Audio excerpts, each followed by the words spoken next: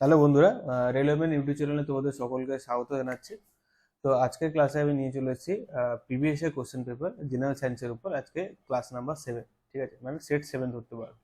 তো অলরেডি আমি 6টা ক্লাস আমি অলরেডি তোমাদের প্রোভাইড করেছি এবং প্রত্যেকটা ক্লাসে তোমরা দেখেছো যে একটা কোশ্চেন থেকে আমরা কিরকম ভাবে অনেক কোয়েশ্চেন আমরা রেডি করতে পারি, ঠিক আছে। এবং তোমরা সবাই জানো যে আসন্ন রেলওয়ে যে এক্সাম আসছে, প্রত্যেকটা এক্সামে জেনারেল সায়েন্সের উপর কতটা কোয়েশ্চেন তোমাদের পরীক্ষায় আসে। তো আর দেরি না করে শুরু করা যাক আজকের সেশন। তো দেখে নাও আজকের সেশনে আমরা কি কি দেখতে পাবো।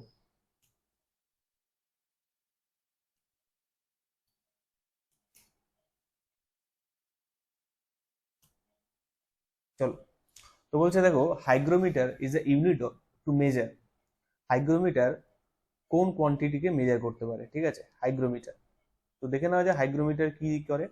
তো বলছে অপশন দেখো, humidity of the atmosphere, atmospheric pressure, high temperature, নাকি ভেলোসিটি অফ ওয়াই। তবে দেখো এখানে যে হাইগ্রোমিটার আর হাইড্রোমিটার দুটোর মধ্যে একটা পার্থক্য আছে, ঠিক আছে। তো এবারে এখানে দেখে নেব যে হাইগ্রোমিটার দিয়ে আমরা কি করতে পারি। হাইগ্রোমিটার দিয়ে আমরা অ্যাকচুয়ালি কি করতে পারি, হিউমিডিটি অফ অ্যাটমসফিয়ার, ঠিক আছে।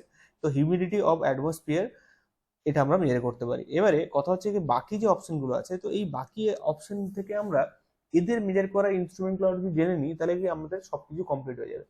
তো দেখো হিউমিডিটি থেকে হাইগ্রোমিটার হলো, ওটা অপশন এ একদম ঠিক আছে।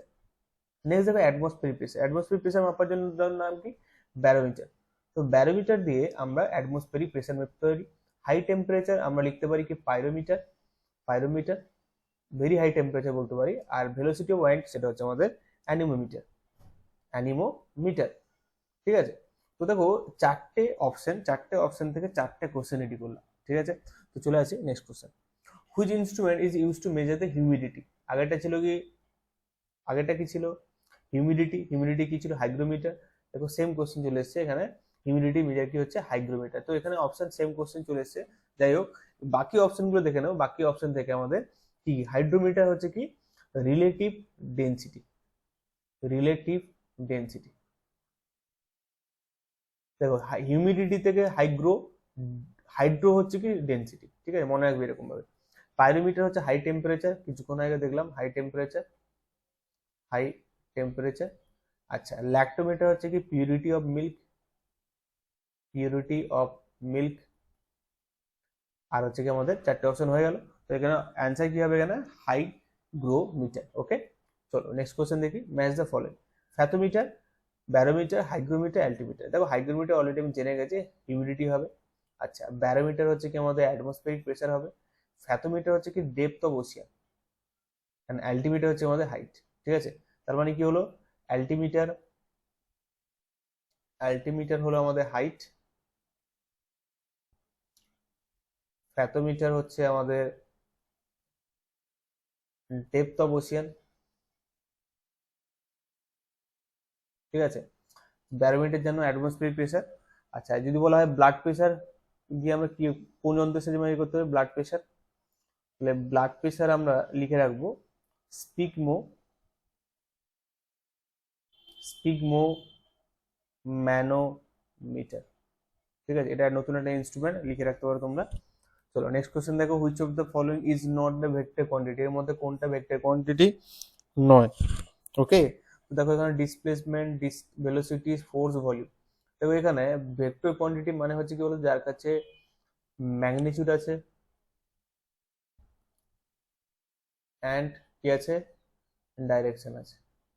তো ম্যাগনিটিউড এন্ড ডাইরেকশন থাকলে ওটা কি হয়, ভেক্টর কোয়ান্টিটি হয়। তো এখানে ডিসপ্লেসমেন্ট, ডিসপ্লেসমেন্ট মানে ডিসপ্লেস হয়ে যাবে মানে সরে যাবে, বাংলা হচ্ছে কি সরণ। তাহলে কি একটা স্থান থেকে আরেকটা স্থানে সরছে, তাহলে তার ডিরেকশন আছে।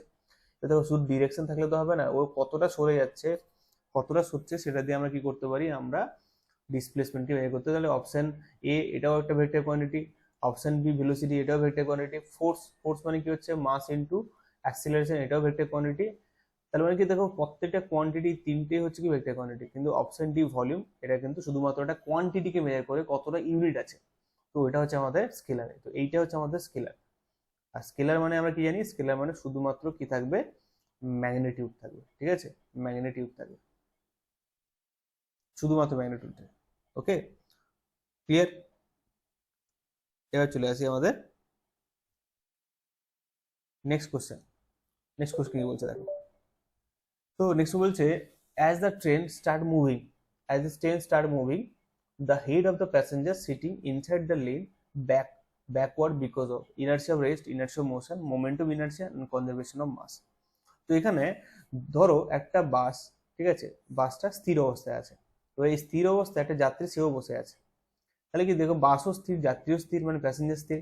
এবারে কি হলো বলতো, এবারে হচ্ছে কি যে বাসটা হঠাৎ চলতে শুরু করলো, যখন বাসটা হঠাৎ চলতে শুরু করলো আমাদের বডি কি বলতো পিছন দিকে আমাদের হেলে পড়ে। এবার যে পিছন দিকে হেলে পড়ে তার কারণটা হচ্ছে বলতো ইনার্সিয়া ইন রেস্ট, মানে স্থিতিজাত্যের জন্য। কারণটা হচ্ছে কি দেখো বডি রেস্ট ছিল, বাসও রেস্ট ছিল, বাস কি হলো মোশন নিল, কিন্তু বডি কি চাইবে, বডি রেস্ট থাকতে চাইবে, তো সেই জন্য কি হচ্ছে রেস্ট রাখার প্রবণতার জন্য সে কিন্তু পেছনের দিকে হেলে পড়ে, ঠিক আছে। আর ইনার্সিয়া মোশন হচ্ছে কি গতিজাড্য, আর গতিজাড্য মানে কি মানে গতি রাখার প্রবণতা, তাকে বলা গতিজাড্য। ওকে, চলো next question. It is difficult to walk on the ice then the road because ice harder than road harder than ice does not offer any reaction when we push it or a foot, ice has lesser friction than the road। তো এখানে কি হবে বলতো আইসের মধ্যে কিন্তু ফ্রিকশনটা কম থাকে, যেখানে friction less হয়, যেখানে ফ্রিকশন লেস হয় তো সেখানে কিন্তু আমাদের কিন্তু চলতে কিন্তু অসুবিধা হয়। তো সেই জন্য অপশন ডি হচ্ছে কোয়েশ্চেনের কারেক্ট অ্যান্সার। এবং মাথায় রাখবে মোশন যেদিকে হবে, মোশন যেদিকে হবে তার ঠিক উল্টো দিকে কি হবে ফ্রিকশন কাজ করবে, ফ্রিকশন কাজ করবে। ওকে, তো এটা কিন্তু মাথায় রাখবে। চলো next question. The ratio of kinetic energy of the two bodies of the same mass is 4:9। The velocity ratio তোমার জিজ্ঞেস করছে, তার মানে কাইনেটিক এনার্জির যে ফর্মুলা আমরা কি জানি, আমরা জানি হাফ এম ভি স্কোয়ার।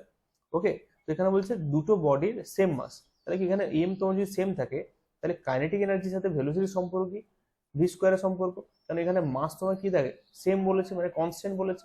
তো তাহলে লিখতে পারি kinetic energy 1 by kinetic energy 2 equal to v1 square by v2 square. তো এখানে ke1 আর ke2 কত দিয়েছে 4:9 by 4/9 equal to v1 by v2 এর হোল স্কোয়ার। তো এখানে আমরা আলটিমেট দেখতে পাচ্ছি কি v1 by v2 that is equal to √4/9 that is 2:3।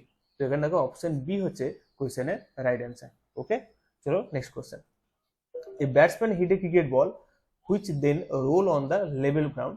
After covering the short distance, ball comes to rest. The ball slows to stop because এবার বলটা কেন স্লো হয়ে গেল। এবার দেখো একটা ব্যাটসম্যান যখন ক্রিকেট বলকে হিট করছে ও কিন্তু গড়িয়ে গড়িয়ে গিয়ে একটা জায়গায় থেমে যায়। এবার থেমে যাওয়ার কারণটা কেন, the batsman did not hit the ball hard enough, velocity proportional to the force externally, there is a force on the ball opposite to the motion, there is no unbalanced force on the ball so the ball would not try to stop। এখানে অপশন C correct হচ্ছে। কেন হচ্ছে দেখো বলছে there is a force on the ball opposite to the motion. আমি বলেছি যেদিকে মোশন কাজ করবে এই মোশনের অপোজিটে একটা ফোর্স কাজ করে যার নাম হচ্ছে কি ফ্রিকশন।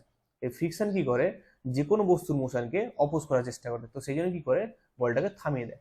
তো এখানে অপশন সি হচ্ছে কোশ্চেনের রাইট অ্যান্সার। তো এখানে চলে আসি last question. The weight of a human body is maximum at pole, same at every place of the earth surface, maximum at equator, more than the mountain in the plane.